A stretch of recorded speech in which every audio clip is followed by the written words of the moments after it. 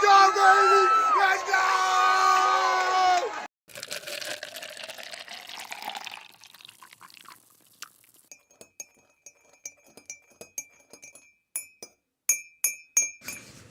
Oh yeah, baby. Oh yeah. Let's go, Phils. For those of you who don't recognize the voice in that video, I think that's Chris screaming his bloody head off over that one. It must have been fun, dude, over at Chicky and Pete's. Fantastic weekend, right? For me, hey, the Hawks. How's my bet on the Hawks being 500 or better this year looking, right? I made that bet back in April at DiceCon. Everybody thought I was nuts. The Hawks are for real. I didn't know about Geno Smith, but I'm telling you, that guy can freaking play a little bit. And Pete Carroll, it turns out, can coach a little bit. So the Hawks are looking good. The Phils are going to the World Series. It should have been Seattle, Philly. Should have been. The woulda, coulda, shouldas from Seattle on that series with the Astros are killing me right now. That would have been like my dream series, right? But it didn't happen. But the Phils are there, right? So we got 1 out of 2 in. And you know, I grew up in Philadelphia, lifelong Phillies fan, lifelong Eagles fan. Matter of fact, I should bring it out here. I got a signed Pete Rose baseball. Let me go get it. Hold on a second. I should have it in here. That wasn't awkward at all, but here it is. This is you can barely see his signature on here. It's so worn thin. It's here. It's hard. It's really hard to see it with the light and stuff, but this ball was given to me by Pete Rose when I was young, when I was like 9 to 12 or so, in that age grade. My dad's uncle Lee Elia, was the bench coach for the Phils. And I used to get to go to the games and sit in the dugout for batting practice all the time when I was younger. Later in life, he moved to Seattle. He was actually the bench coach and manager here in Seattle for a little bit too. But Lee, this is a Pete Rose batting practice ball that he, was hitting batting practice. And when he was done, he grabbed the ball and signed it for me. And, that dude was my all-time hero is Pete Rose. All-time sports hero. Pete Rose, Chucky Bednarik are the two guys that I think growing up, like framed my entire thing. Anyway, all that to say, we're here to talk about craps. Here to talk about craps today, and let's just jump into it, because I think we should talk about this is kind of framing the week here. This week I'm playing the 3-point Johnny strategy in the daily paycheck. And I think today's title about home runs versus singles, home runs versus small ball, this strategy, I think, speaks to that perfectly. Last week, we did a lot of talking about come bets versus place bets and all the math and everything else. And, I think we can prove, and we did prove, that mathematically speaking, over time, the come bet or place bet with max odds is quote unquote the best way to play. In other words, it does achieve about an 80 to 85% win rate. Depends on the amount of odds you've got on there, right? The amount of odds really depends on the win rate. Highly volatile, right? When you do max odds on these things, the volatility goes through the freaking roof. And with multiple bets, that just expounds itself, right? So it's one of those ways to play where you wouldn't think that a pass line bet is the home run strategy, but it really is the home run strategy. Now, this week I'm playing at the 3-point Johnny. So far, we did pretty good. Right, so far we're 1-0. We had a pretty good morning today. 11 rolls, made my number pretty quick. Highly volatile. Right, $5,000 bankroll. The first shooter out, I had $1,400 on the felt from the first shooter. So you're coming out of here gangbusters with these kind of things. So you got to be aware of that. Like if you're doing this kind of play over time, 85 or so % win rate, and by win rate I mean making your goal versus losing it all. But man, the volatility is there, which you don't think about. When you think pass line with odds, you're not thinking volatility, but I'm seeing that when I look at it, it's highly volatile, almost as or more volatile as compared to the guys that play across or the guys that play inside like I like to do. There's a different level of volatility there. And I want to talk about that with you at our table this morning, but we'll come back to that in a later segment. I just want you to be thinking about this home run versus singles mentality, because it's changed baseball for sure. And I think it frames the way a lot of us approach the game of craps too. So I think it's a good analogy, and that's why I put it out there today. So with that said, let's hit our next topic here, which is our normal come out roll. I hope you had fun on Friday night. We had Mac, Jeff from Atlanta Craps playing Colonel Potter, the other Vince. We had a good time. That was a fun show. It was the longer one. It took us about an hour and a half to get through it. And I know that I'm not the fastest dealer. I like to have a little bit of fun. We were joking around a little bit. Things take a little bit longer. And it's one of these things where, I don't know. From my lens, I like the live dealer when we're playing one-on-one. I just like it better than what Crapsy would do for us.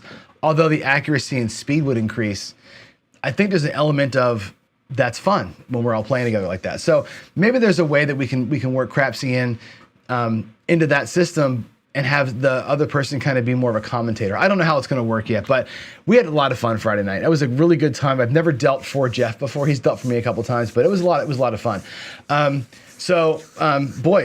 What's happening next?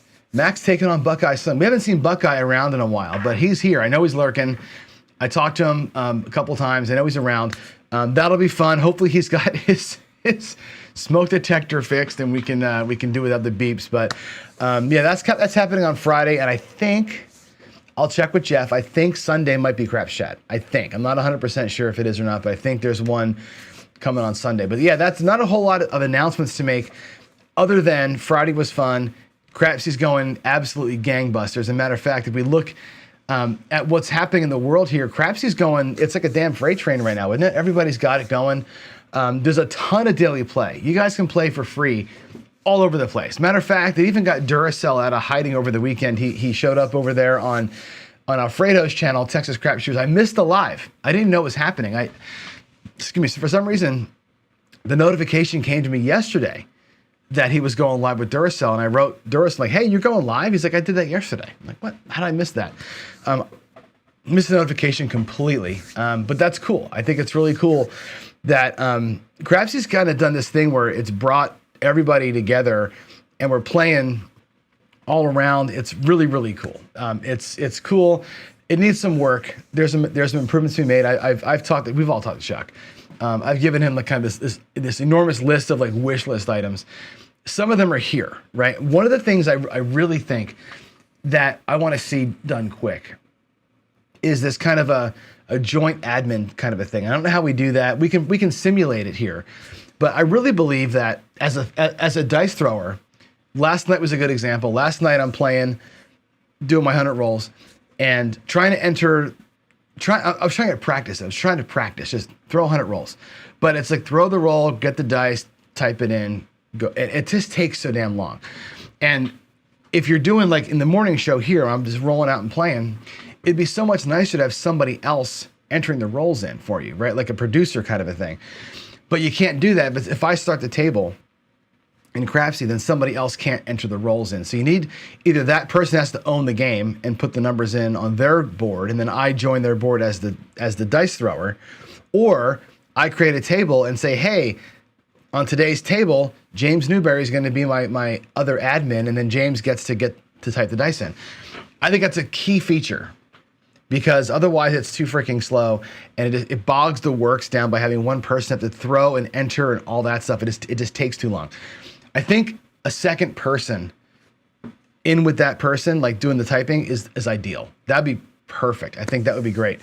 It is repetition for sure. And the thing is, it can be a little slow, right? Like when I hit the button, it takes it a few seconds for the window to pop up. I think it'd be awful nice if somebody, if there was like two people doing it at once, like one person typing, one person throwing, less bogged down confusion, that kind of thing. I think it's a big feature. I've asked them if they could export the rolls so we can do Crapsy and then put our stuff into Roll Tracker or into like Bone Tracker. That'd be awesome. I really want a static table code. In other words, I want to create a table like I like to make, with my rules on it, and have it never change. Like I want to be able to kick people out, reset the whole thing, reset all the bankrolls, all the players go away, and have the same table code for my room all the time. And that way you can come to crapsy.live and go to the Pro Craps table every single day, and it's always the same rules. It's always my thing. That would be super cool. I think that would be great if we can have that. That way we can kind of share links. We can, we're every time you go to crapsy.live/TCS, you're in Alfredo's room, right? I think it'd be really awesome. I haven't asked Chuck this yet, but I'm going to ask him today about this idea of a traveling bankroll. And I think, what do you think of this? I mean, there's my idea here is you have your bankroll, right? Your 401g, your virtual 401g. You jump into my table, you take five grand, you win 50, you win 500.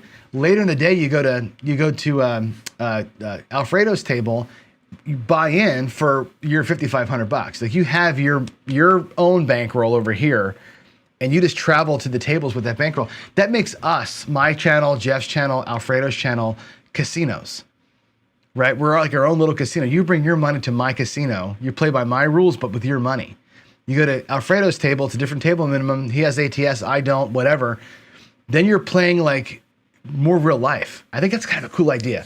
So I'm gonna go tell Chuck that today. I think it's an interesting one that I think could totally help. And I think if we get I think the dual dealer, I think we get traveling bankroll, I think we get exporting to Bone Tracker, that app really levels up. And I think it's really, really, really, really cool. I think it's a cool app. I love what it's done for us. Personally, I'm not very good at it. I'm slow at the entry. I'm slow at getting the rhythm down. We'll get to it. Duracell, awesome question. I don't have the answer to that. I think if you choose to, maybe it's the kind of thing where if you choose to run your own bankroll, there's no rebuy at the table. I don't know, man. I don't know. I'm thinking about if I had a $5,000 401g, I might buy into Alfredo's table for $1,000, not the whole $5,000. I got $4,500 sitting here in the bank. I buy into him for $1,000. If I rebuy, it's out of my ATM, right? Maybe it's something like that. I don't know. It's just I'm thinking about it. I think it's an idea. So anyway, there's that. I think Crapsy's doing its thing. I think we're embracing it the right way, at the right speed, and I'm glad that folks have really turned it on. Now, I want to get to, well, let's hop over and I'll come back. So this other thing, let's do a meeting. We're gonna have a meeting of the minds here at some point.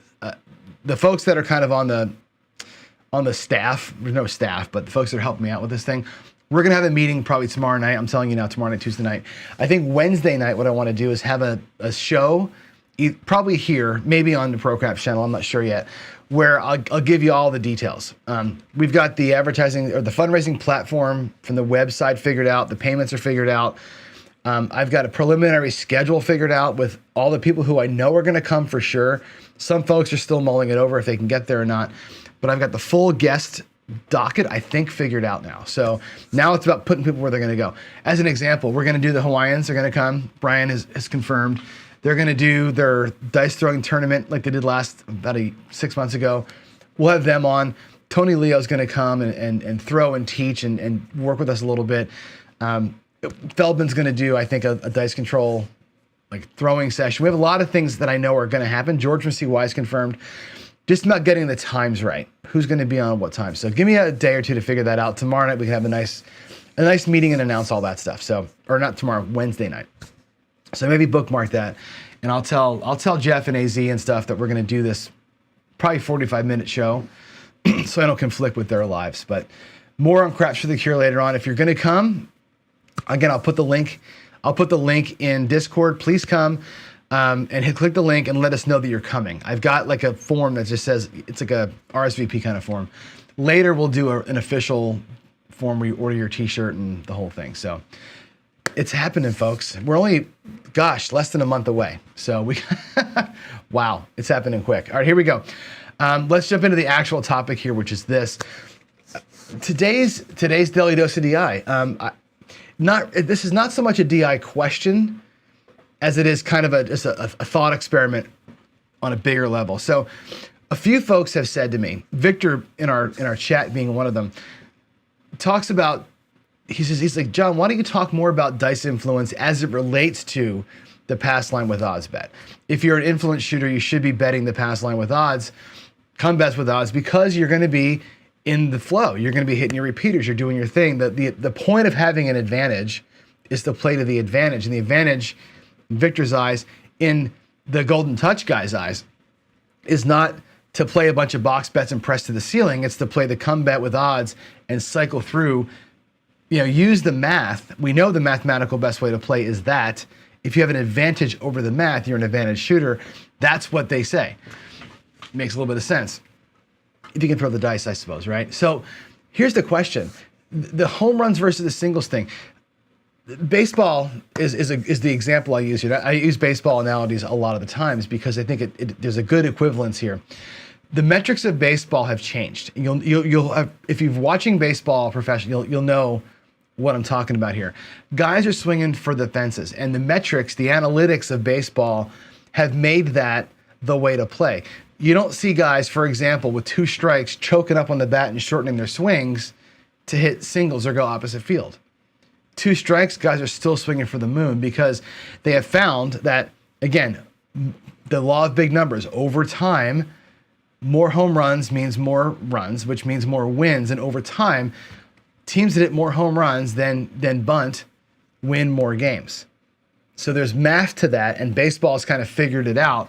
Now, whether that makes for a good game or not, that's to be determined, right? If you like, swing it and sling it and have home runs, great, you're enjoying the game. If you're like me, I'm a run an inning guy. I'd rather see a single, bunt him over, another single, score the run. I like the small ball. I like making shit happen. I enjoy that kind of baseball, but the analytics say not the way to win. I guess until you're in the playoffs, and playoffs it kind of matters. If you can't hit the home runs in the playoffs, you're going to lose, Yankees. Anyway, yeah, Moneyball, right? That's the whole thing. I believe get on base, right? I'm a get him on, get him over, get him in kind of a coach and kind of a player. I like that kind of, like the Royals from a few years back. I love that kind of baseball. The Mariners played a lot of what they called chaos ball this year. Not a lot of home runs, but boy, they scored runs in bunches off of some crazy stuff. I think craps is very similar. If you look at the game of craps, let me show you something. Let me go show you something real quick. I'm going to go to the table here and kind of hammer this point in and then leave this question as an open question for everybody. Okay, let's go ahead and switch views here. I'm going to go to the zoom in view of the table. And I want to show you kind of what I did today in the daily paycheck. And let's have a talk about this, because I think it's an important point. And this actually was first raised to me by a subscriber. You know him, PJ Strong. He's always in the comments. He lights me up all the time about random things. Oh, by the way, our good luck chip today is going to come from Jeremy at Color Up. I actually won a contest on his channel, and what we've got here is a $5 chip from the Grand, the GSR in Reno. Anyway, PJ and others who are mathematician style, not players but thinkers, will tell you that this right here, and we'll do it at a quarter. Let's just say it's a quarter on the pass line and 125 in odds, which is, if you're playing 3-4-5 table, the point is 6. That's the best you can do, right? And one bet, right? One bet, that's a lot of money. It's 150 out there, right? It's a flat bet. It's 5x odds, right? That's a lot of money. It's $150 out there for one number, and you're playing for one freaking number. This is a home run, right? If that hits, right, that pays great. If that hits, that pays 150 back here to your flat bet, and you're in great shape. If it hits, now today I hit it. Today what I had down there was I had $100 on the 6 as a come bet and a $500 in odds, and we hit it for $700. That's a beautiful hit right there. If you hit it, and they say you can lose that, strike out, in other words, 3, 4, 5 times, hit it a couple times, and you're back to square. That's the logic behind this. It works in baseball, home runs versus singles. Take that approach versus, one of our favorite ways to play, which is the skill 66. And I'll set that up here. This is more of a singles approach, right? Nice. I didn't put enough reds out there, but we'll go bing, bing, bing, 3 units. And here you've got $66 at risk, which is less than half of what that is, okay? And again, the skill 66, if you just take the 2 hits, right? The way that the skill 66 works, you go from 66. If it hits, we're gonna press them up by 1 because you're gonna get paid $21. You're gonna drop $1 from your rack, right? The skill 66 becomes 88 inside. And when that hits for $28 and you bring it all down, 2 hits in, you've got more targets. All this comes back and you profit $50. That's what ends up happening. This nets you $50. It's a single, right? You're short gaming it. It's basically a get them on, right? The the 66 to 88 move is a get him over. It's like you're bunting, your little tiny press, and then you get him in. You get that second hit, and all this comes back to your rack. And I'll add it up for you. Let's actually do it like good math. There's $10 in whites, and in our reds, look at this. We're gonna go ahead and get it all colored up here. There's $75. I think that's $75. I'm pretty sure. There's $116. You started out with $66. Okay, about a $50 win right there. That's not bad. That's a single.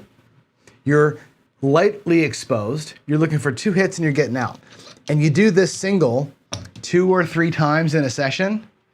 You got a couple of runs in, right? You're winning the baseball game because you're up 3-0. It's all good, right? If that can happen.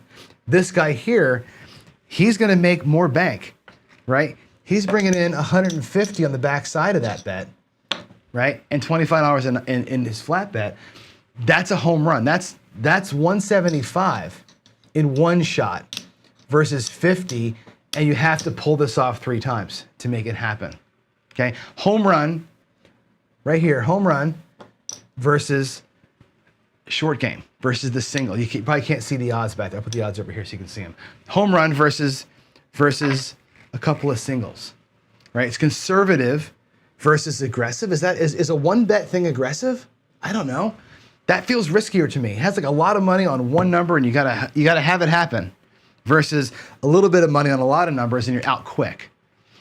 Whole different mindset, right? The dice influencer, which is why we're here talking about this, the dice influencer should be able to impart their control over both of these bets, right? An influenced shooter should be able to repeat their number and make that a great bet. The influenced shooter should also be able to pound the insides and make that a great bet. So if you're an influenced shooter, what are you looking for, right? More of this or more of that? Personally, I'm trying to get into a zone and play the short game. I'm a conservative person. In my life and with my money and at the casino, I'm much more of a conservative, let me do this a couple of times kind of a guy versus let me go all in over here and pray for the one number kind of a guy. But again, over the long term, we saw this last week. If you just do this versus just doing this right here, guess what? That wins.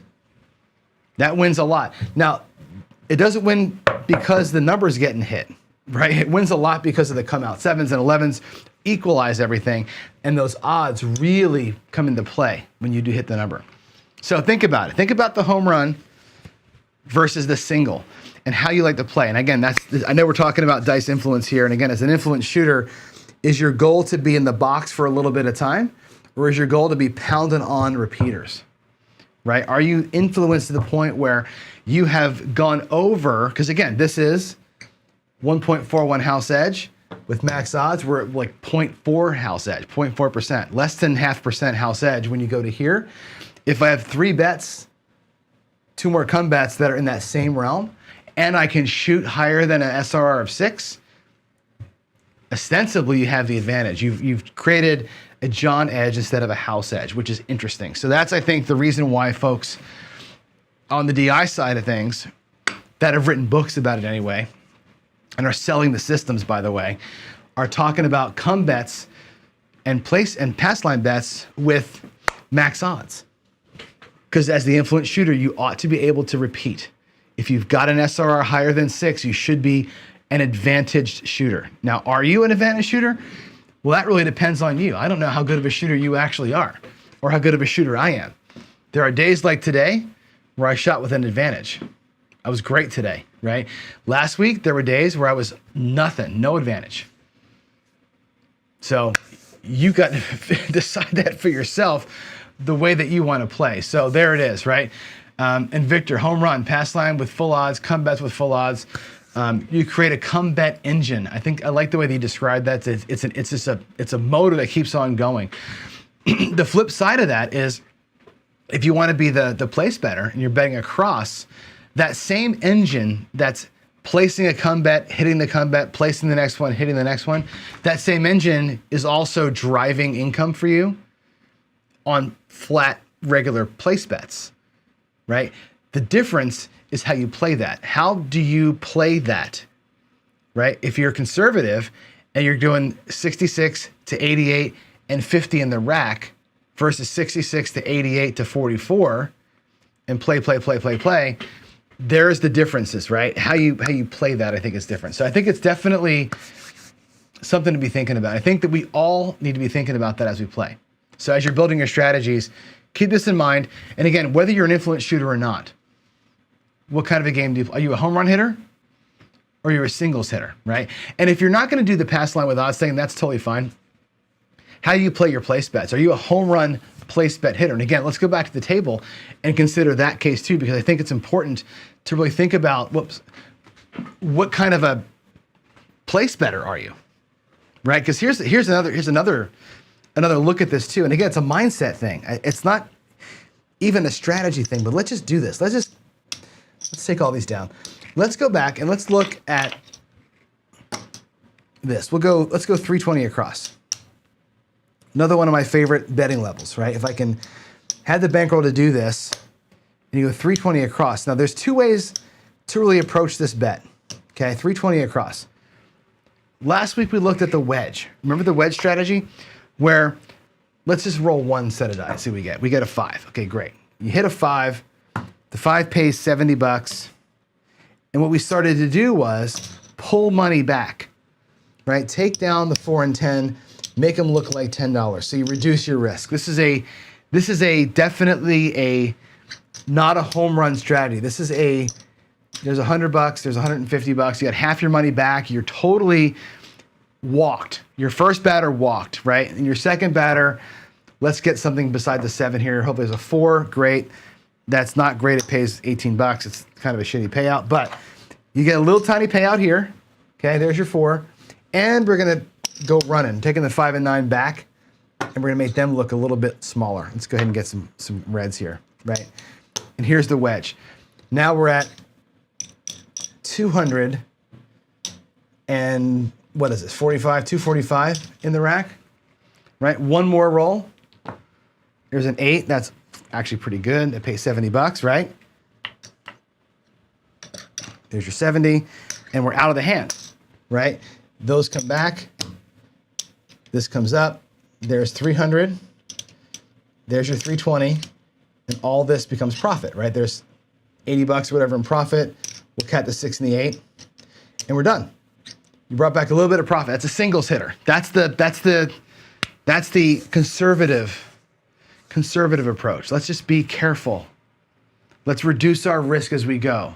Let's bunt the guy over. Let's take our wins and run kind of a thing, right? There's, to me, my 320's back. I got 64 here. I got 70, 85 there. That looks to me like 85 plus 64. That's $125 and I'm done, right? The alternative to that is the home run guy, right? Who doesn't care about the $150, right? The home run hitter, and again, you can be a place better. That's also a home run hitter. You might be doing this. You might be going, hey, let's go 320 across. Let's take those same 3 hits that we just got, and let's be hyper aggressive with it, okay? First one was a 5. The 5 paid $70, right? Why not take the $70? We'll rack 20, and we'll press the 5. Press it up. Do a full press on that bad boy, right? Go all the way up. The 4 then hit, right? The 4 hits for $100, right?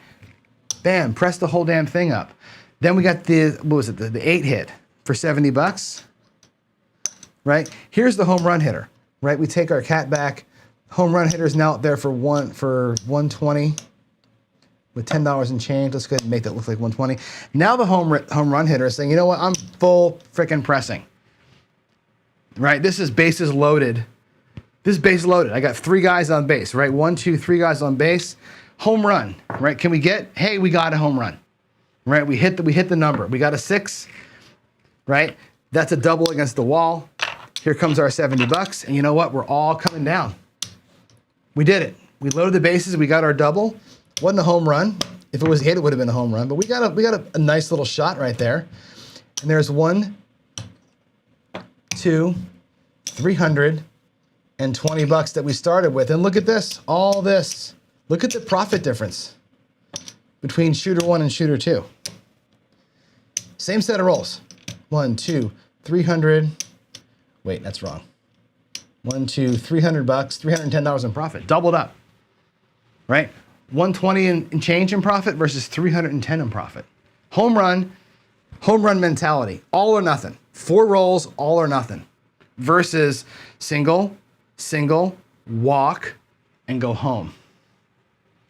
Mindset, right? It's all about the way you see it and the way that your brain can attach itself to risk and avoid it or embrace it. Do you want to embrace that risk and be the home run hitter? Is that a better way to play 320? Because if you lose it, right, you know that if you win it the next time, you're going to be right back where you were, right? The second time winning, you lose one, you win one, you're back at basically 320. You start it over again. It's interesting. I think it's an interesting way to think about it. And again, we're all so different. We're all so different in the way that our minds our brains are wired. So just want to give you some food for thought here. What I'm going to do the rest of the week, let's come back to the other screen here. What the rest of the week's going to look like is really an exploration of this. Of course, in the morning, in the daily paycheck, I'm going to be running the 3-point Johnny all week, which is a home run strategy. It's 3 combats, all the odds we can get out there, try to hammer this thing and use our shooting skills to our advantage, right? We're going to showcase that all week. In here, in Coffee and Craps, what I'm going to do is after the little morning talk session, we're going to go and play that way. We're going to go ahead and do that exact strategy. I'm going to do the wedge versus the full press, right? I may do it at a different betting level. We're going to do the wedge versus the full press. We're going to peel back and we're going to press up 2 players back to back. We're going to play home run versus singles, right? Big boy versus small ball. And I really want to see the differences between the 2 mentalities and how they work against the random shooter. I'm just going to sit here and huck and chuck, and that's how we're going to do it. So, all right. That's really it. I have a 8:45 today that I got to get to, but I'm going to go look at the chats, make sure there's anything that I didn't miss, and then we're going to run out. Okay. So let's see. I think Skill is talking about, or this is Old Bay. So I'm going to, I wish I could see these things in real time. At some point, I got to figure out a better way to do this, but, yeah, you're talking about the Crapsy idea, right? One should not get more than 1 rebuy per day. I feel like if you have your own 401g in Crapsy, you can spend it however you want to. You can go to the ATM as often as you want to. Just keep buying into the table. So that's a thing. Mid-Atlantic Craps agrees with my guess that there is a Craps chat on Sunday, which is great. So thanks for clarifying that, Jeff, and I'll make sure I put that in tomorrow's announcements for sure that we have it. Skill says, make sure Shackleford is there, please. I'm working on that. I'm working on Shackleford for sure. I got a couple of guys I know are local to Vegas that I'm trying to make sure I get there. So Shackleford for one, Garrison for one. A few of our friends that we know in chat that live in Vegas. I'm trying to get that contingent together for sure. So I'm working hard at that for sure. So let's see. Darksider, I'll tell you what, on Wednesday we're going to do this. On Wednesday I'm going to do a win craps session.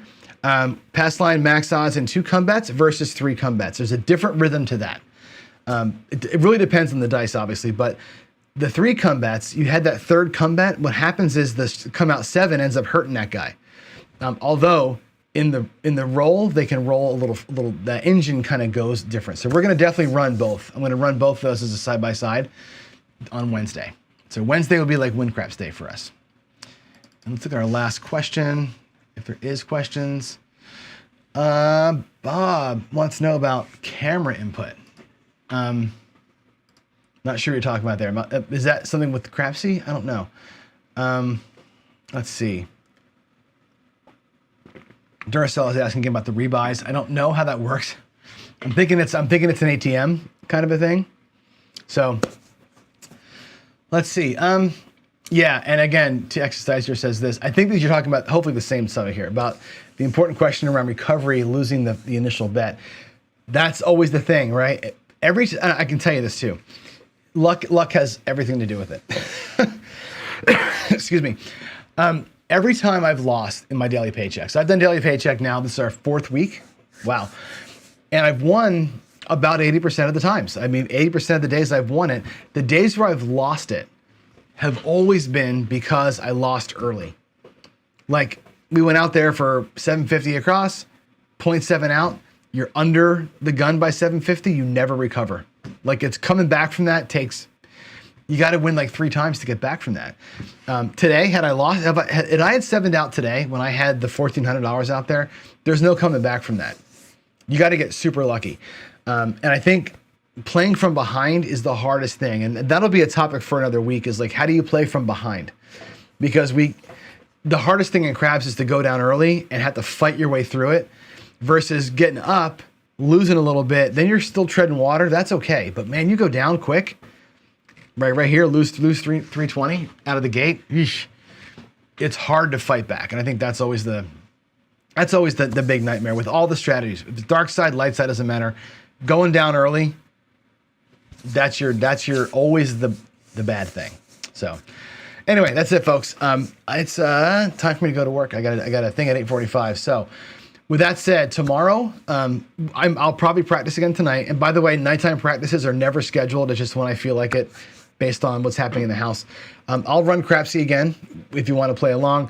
Tomorrow morning, I'll for sure be out there again for the daily paycheck, and I'll see you then. So with that said, everybody, thanks for being here. Appreciate you all. And that's it. God bless, and I'll see you tomorrow. Hopefully tonight, but for sure tomorrow. Have a good one. Bye.